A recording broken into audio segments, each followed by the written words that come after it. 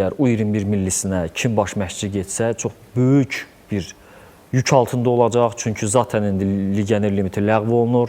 Gənclərin oynamağı, nəinki gənclərin, yerli futbolçuların ümumən əsas milli komandaya namizədlərin də oynamağı sual altındadır. O ki qalmışdı 21 yaşa qədər futbolçular böyük ehtimalla ya oynamayacaqlar, ya az oynayacaqlar. Belə də müxtəlif məşqçilərin adları çəkilir ki, U21 millisinə namizəddir.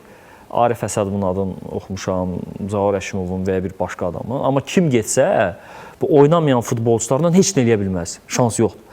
Ayxan Abbasovla bağlı məlumat mənə ona görə maraqlı gəldi ki, Ayxan Abbasov U21-də belə işləməyə maraqlı deyil, amma paralel olaraq həm Şamaxıda, həm 21-də belə sonucu işləyə bilər və əgər belə bir qərar verilərsə, Şamaxı həm də bir növ o gənclər yığmamızın bazasına çevrilə bilər.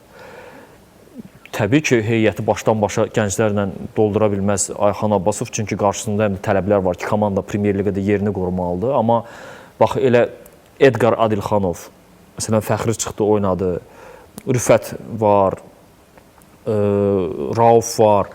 Məsələn, 6-7 U21 milli üzvünü gətirsə Şamaxıya, hər oyunda 4-5 nəfər stabil oynasa, həm bir yerdə oynayacaqlar, həm Ayxan Abbasov hardasa bəlkə o millinin özəyini orada yığıb hazırlaya bilər.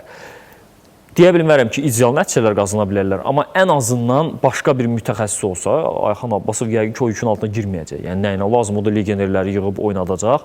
Amma özü 21-in məşqçisi olsa, yəqin ki, həm də öz maraqlarına, ölkəmizin maraqlarına uyğun olaraq bir baza klub yaradıb orada işləyə bilər. Mənə görə çox maraqlı proyektdir. Çünki mən əvvəlcədən deyirdim ki, Premyer Liqada bir 21 yaşlılardan ibarət bir yığma komandanı orada komanda kimi oynatmaq lazımdır, amma reglamentdən kənar ki, yerini itirməsin. Çünki elə bir komanda oynasa yerini itirər. Amma əgər, məsələn, Şamaxı kimi komandada Ayxan Abbasov kimi məşqçinin rəhbərliyi altında legionerlərlə mix bir cavanlar oynasa, bu hardasa həm komandanın nəticələrinin normal olmasını şərtləndirə bilər, həm də həmin o davamlı oynayan futbolçuların 21-ə xeyir verməsinə